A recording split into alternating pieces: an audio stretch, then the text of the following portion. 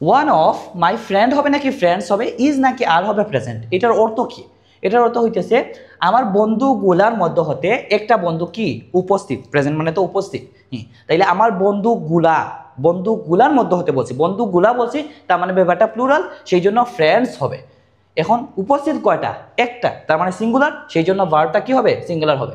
তার মানে কিন্তু ফ্রেন্ডসের সাথে ইজ হইতেছে, নর্মালি চিন্তা করলে ফ্রেন্ডসের সাথে আর হওয়ার কথা, কিন্তু এখানে কিন্তু ইজ হবে।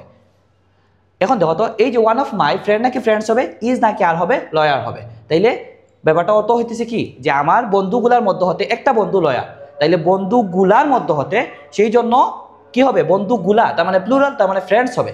এখন কয়টা বন্ধু লয়ার? একটা বন্ধু, তার মানে সিঙ্গুলার, সেই জন্য ভার্বটা কি হবে? ইজ হবে। একইভাবে ওয়ান অফ মাই কাজিন নাকি কাজিনস হবে, ইজ নাকি আর হবে? এডক্টর। তাহলে কাজিনস হবে, কারণ নাউনটা প্লুরাল হয় এবং ভার্বটা কি হয়? সিঙ্গুলার হয়, তার মানে ইজ হবে আমাদের সঠিক আনসার।